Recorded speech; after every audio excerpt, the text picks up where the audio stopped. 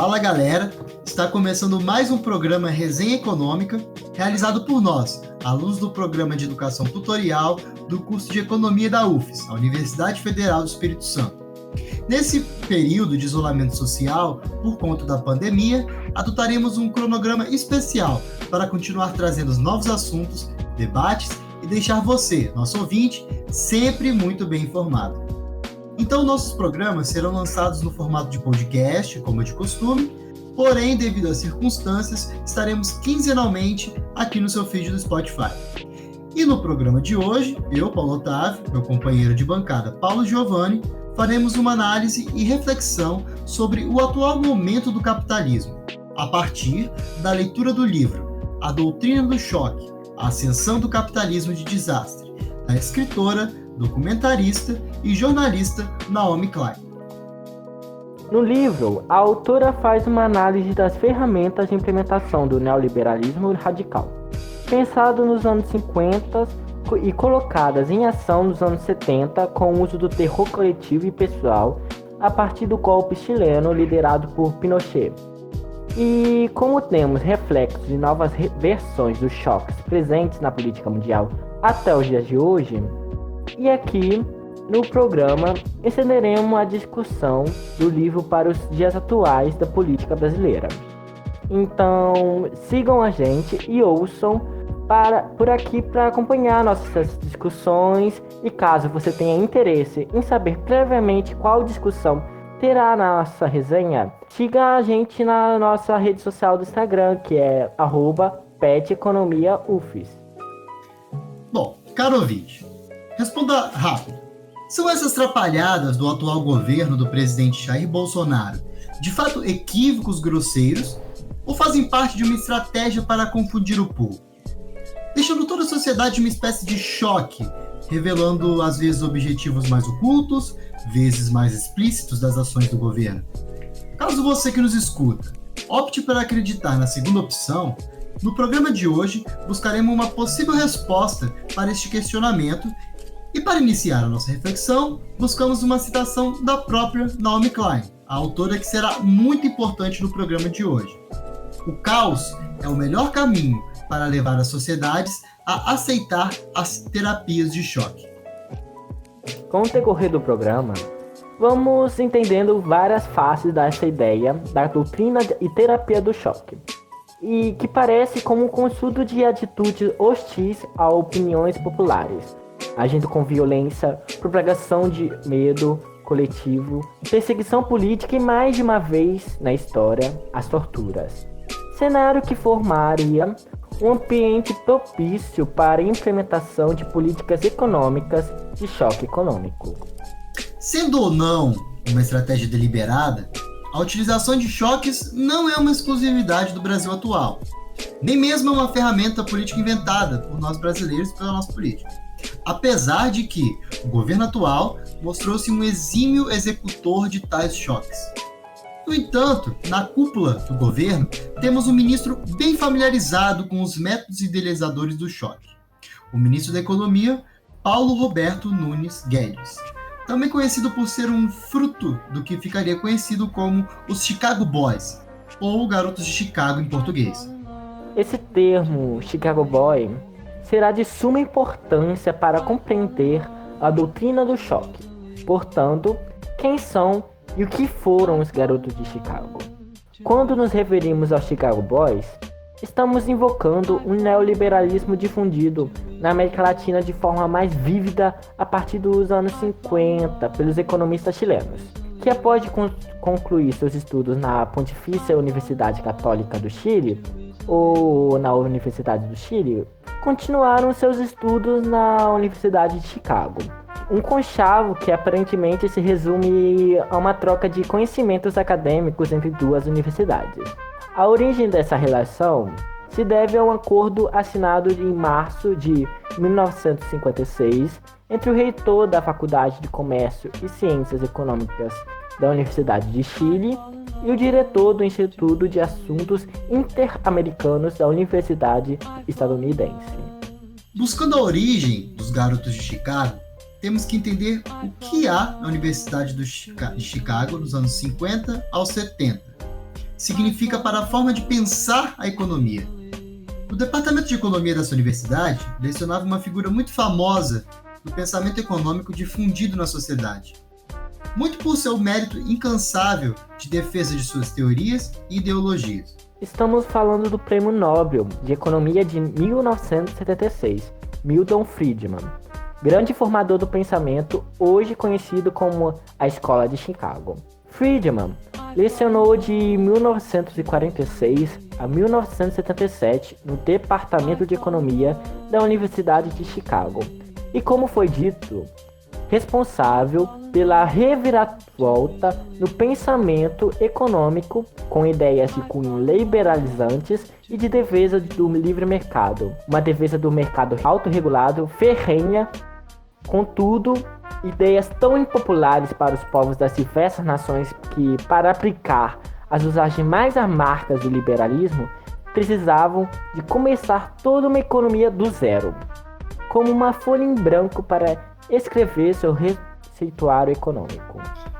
Pode-se imaginar, portanto, que essa ideia de Estado como uma folha em branco para se implantar uma ideia, por si própria é problemática e soa de cara autoritária.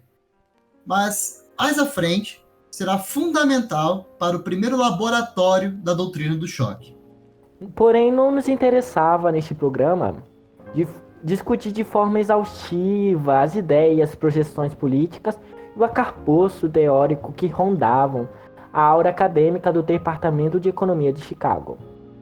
Claro que teremos que apresentar o básico para entendimento de você, ouvinte, mas, portanto, temos o intuito de sim discutir os impactos que esses economistas e professores, em especial Milton Friedman, causaram e causam em todo o mundo, em especial e para o nosso escopo de análise do programa de hoje, a América Latina. Porém, como descreveu o escritor uruguaio Eduardo Galeano em seu livro Dias e Noites, de Amor e Guerra, as teorias de Friedman deram a ele o Prêmio Nobel. Ao Chile, elas deram o General Pinochet. Para entendermos o que Galeano quis mostrar com essa frase, temos que entender a relação do professor Friedman e o golpe dado pelo General Pinochet no Chile. E, portanto, para alcançarmos o problema central que estamos tratando, vale trazer uma pequena recapitulação histórica. Após o fim da Segunda Guerra em 1945, o mundo se dividia em dois grandes blocos econômicos e dava início à Guerra Fria. Crises diplomáticas, provocações econômicas internacionais, corrida armamentista e guerras de nervos colocavam em lados opostos das maiores potências militares do mundo, os Estados Unidos e a União Soviética. A possibilidade de uma guerra nuclear derradeira deixava o mundo todo apreensivo e temoroso. Com a luta pela hegemonia política em diversas partes do mundo, uma ferramenta amplamente utilizada no período foram os golpes militares de Estado e as interferências políticas em diversas nações pelo globo. Após a derrocada de Fulgêncio Batista frente às forças lideradas por Fidel Castro e apoiadas pela União Soviética em 1959, o governo dos Estados Unidos temia que outros países do continente sul-americano seguissem os passos de Cuba em direção ao governo de características socialistas. Com o apoio da Agência Central de Inteligência Estadunidense, conhecida mais pela sigla CIA, o projeto acadêmico dos Chicago Boys foi fortemente financiado de forma secreta, como demonstram documentos que perderam a classificação de secretos. Eles foram desclassificados pelos senados do país norte-americano, sendo então mais uma das suas ferramentas políticas de influências aos moldes da Guerra Fria, utilizadas pelas agências da inteligência dos Estados Unidos. Entre as interferências dos estadunidenses, podemos colocar duas em destaque de importância para a história brasileira e latino-americana. O golpe militar brasileiro de 1964, que derrubou o presidente eleito em 1961, João Goulart, pelo medo de que o maior país da América Latina pudesse se tornar um grande estado socialista ao molde do estado cubano. E o golpe militar chileno de 1973, contra o presidente Salvador Allende, eleito em 1970 pelos chilenos e declaradamente à frente de um projeto socialista para o Chile. Golpe esse que fez subir ao poder o governo de terror do general Augusto Pinochet. A ditadura chilena e a anteriormente citada Escola do Chicago são peças fundamentais para entender-se a origem da doutrina de choque. Para os garotos de Chicago, o dia 11 de setembro de 1973 era o estopim para que finalmente pudessem ter a tão esperada folha em branco, um estado dizimado e amedrontado para colocar em prática suas ideias de livre mercado de forma autoritária, sem a necessidade de um consenso democrático por parte do povo, que, por ter eleito um presidente declaradamente socialista, dificilmente iriam aceitar tais políticas, senão em um momento de exceção especial. Os Chicago Boys, compondo a governança de Pinochet, inspirado em um dos seus notáveis professores, Milton Friedman, fazem surgir então o primeiro laboratório da doutrina de choque. Com uma população completamente desnorteada, em consequência de um golpe de Estado extremamente e conhecidamente violento, com apoio de quase integralmente todos os ramos das Forças Armadas do país, contra o presidente chileno Salvador Allende, acontece o golpe militar. Enquanto o Palácio de La Moneda era bombardeado e os carros blindados lotavam as ruas de Santiago, com o respaldo do governo estadunidense e sob o comando do então general e futuro ditador Augusto Pinochet, um influente Chicago Boy que formaria a equipe econômica do ditador, junto com tantos outros, Sérgio de Castro Espícula, finalizava e imprimia na gráfica do jornal El Mercurio, apoiante do governo do golpe e financiado pela CIA, a versão do livro que seria popularmente chamada em espanhol El Ladrillo, em português O Tijolo, base da política econômica do governo militar chileno. Esse livro consistia nas diretrizes econômicas que deveriam ser aplicadas no novo Estado chileno, desde as políticas fiscais e tributárias do Estado chileno, quanto às políticas de educação, questão agrária e mercado de terras. Um dos capítulos do Tijolo trata do sistema previdenciário e de segurança social, assunto que está em ampla discussão devido às reformas que o governo brasileiro deseja fazer e as manifestações sociais que estão ocorrendo no Chile, devido principalmente a problemas desse sistema. O Tijolo está disponível no site da Biblioteca Nacional do Chile e nós recomendamos o acesso desse arquivo histórico de alta importância. Com El Ladrillo disseminado e distribuído em todas as instâncias da cúpula do governo, durante os primeiros anos da ditadura, Pinochet seguiu de forma quase estrita as receitas empacotadas pelos seus garotos de Chicago. Para continuar nosso programa, uso de uma citação do próprio Milton Friedman, presente na introdução do seu famoso livro, Capitalismo e Liberdade, que funciona para mostrar a doutrina do choque a partir de um dos seus idealizadores. Somente uma crise real ou pressentida produz mudança verdadeira. Quando a crise acontece, as ações que são tomadas dependem das ideias que estão à disposição. Esta, eu acredito, é a nossa função primordial: desenvolver alternativas às políticas existentes, mantê-las em evidências inacessíveis até que o politicamente possível se torne o politicamente inevitável. Os choques tiveram seu primeiro laboratório no Chile, mas se mostraram ferramentas de constante uso pelo sistema capitalista para se aproveitar de crises e de momentos de instabilidade e transição pela qual países passaram. Podemos citar a guinada neoliberal da Polônia após a desvinculação da mesma da União Soviética, o ditador Suharto e a versão indonésia dos Garotos de Chicago, conhecido como a Máfia de Berkeley, e as negociações do fim do apartheid sul-africano, que culminaram na permanência do status quo racista, porém agora mascarados por uma aparência de igualdade no capitalismo. Então, por décadas, Friedman e seus companheiros, seguidores e alunos se dedicaram a aprimorar tal estratégia. Esperar uma grave crise, vender partes do Estado para investidores privados, enquanto os cidadãos ainda se recuperavam do choque, e depois transformar as reformas em mudanças permanentes.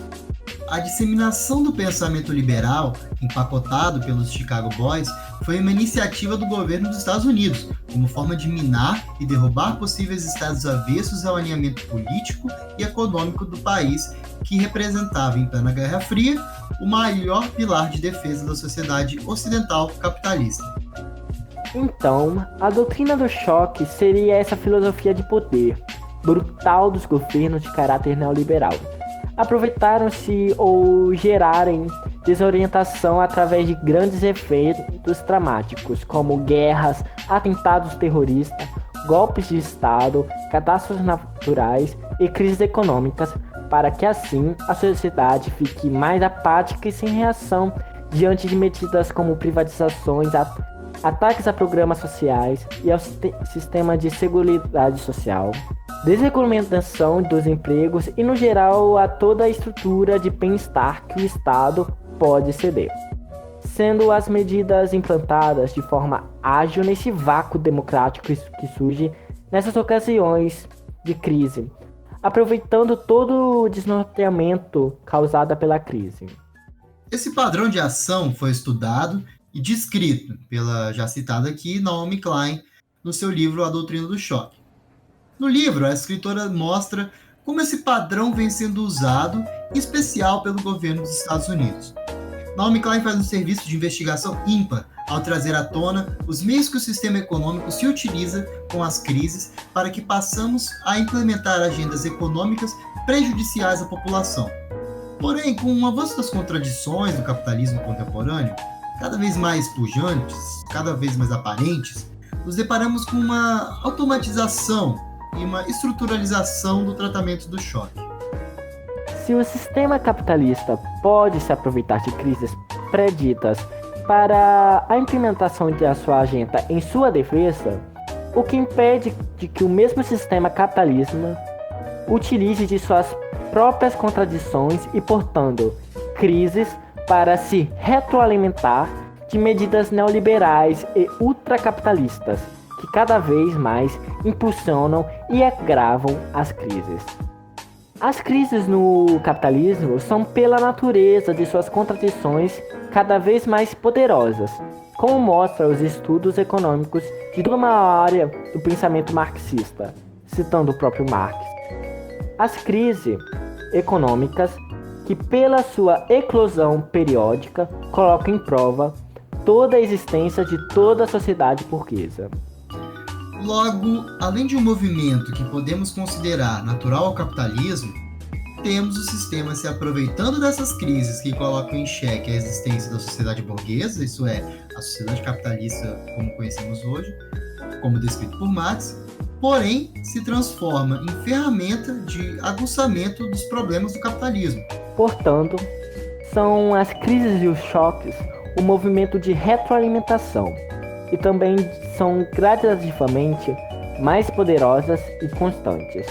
Com esses cenários, temos um grande plano de ação para as ideias compiladas por Naomi Klein. Não mais as crises com o objetivo de aplicação da doutrina do choque necessitam ser esquematizadas, seja por golpes de Estado ou então desastres naturais. O choque, portanto, toma um papel de caráter não mais conjuntural, como o caso ocorrido em uma situação específica como mostramos, mas estrutural da organização econômica mundial. A doutrina do choque é, então, parte fundamental do capitalismo. Então, relacionando a doutrina do choque com o contexto contemporâneo brasileiro, podemos ser a ferramenta para entender uma das óticas dessa nova onda liberal, que hoje é personificada pelo nome do presidente Jair Bolsonaro. A ação dessa doutrina torna-se visível a partir da instabilidade política, social e econômica em 2016, com a crise política atingindo seu ápice e culminando no processo de impeachment da então presidente Dilma Rousseff.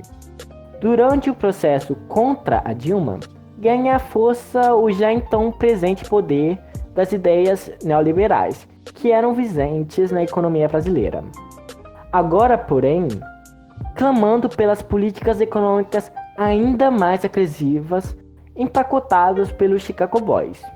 Foi então uma escalada crescente de privatizações, reformas tributárias e de cortes e limitações nos gastos sociais do Estado.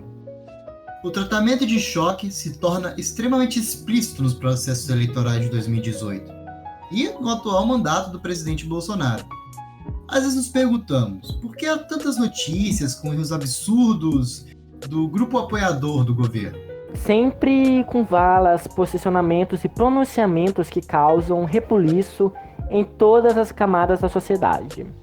Esses posicionamentos são feitos justamente para abalar a base opositora ao governo, que se espanta e se revolta com os erros problemáticos do governo.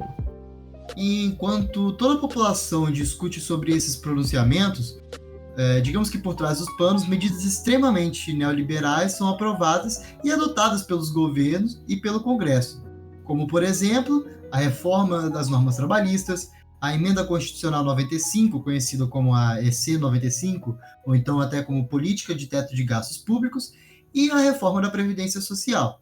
São pequenos choques que causam rebuliço e deixam a sociedade apática para as medidas adotadas pelo governo. Essa é a versão do capitalismo difundido pela escola de Chicago e é abraçada pelo atual governo. Porém, apresenta um risco enorme alertada pela autora Naomi Klein, quando para a instalação desse capitalismo puro, que parece que só pode nascer de um capitalismo longe de qualquer interferência do Estado, cobra um custo muito grande que exige de uma forma autoritária de realização, que talvez explique o apreço dos defensores do livre mercado com a face autoritária do poder. A própria característica da doutrina do choque parece acelerar ainda mais o ritmo de crise, quando cria uma crise dentro do sistema e usa da crise para introduzir mais ferramentas de agravamento das contradições do sistema, retroalimentando crise com crise. Então, qual o papel da doutrina do choque quando essas crises do capitalismo não forem mais úteis ao capital e aos seus detentores? Para essa pergunta, podemos apostar em uma infinidade de respostas, mas não cabe a nós darmos aqui receitas de uma sociedade do futuro. Então é isso, galera. Essa é a primeira edição do programa Resenha Econômica de 2020 e ela vai chegando ao fim. Esperamos que vocês tenham gostado da visão sobre essa questão colocada hoje e que possamos ser tanto informado quanto enriquecido a percepção de vocês, ouvintes, sobre o assunto. Caso você tenha alguma dúvida ou interesse em algum ponto específico e queiram ouvir explicações a respeito, fique à vontade para nos enviar perguntas e sugestões através do nosso e-mail peteconomiaufes@gmail.com ou pelo nosso site peteconomiaufes.wix.com/site. Sua participação é muito importante para nós.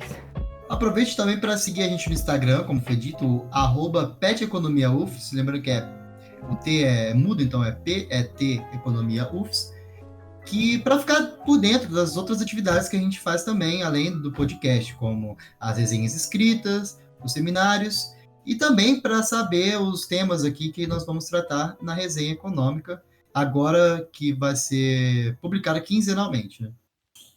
O programa Resenha Econômica é uma atividade do PET Economia, em formato exclusivo de podcast, devido a estarmos evitando contato presencial e aglomerações. Fique em isolamento, se possível, claro, durante essa pandemia.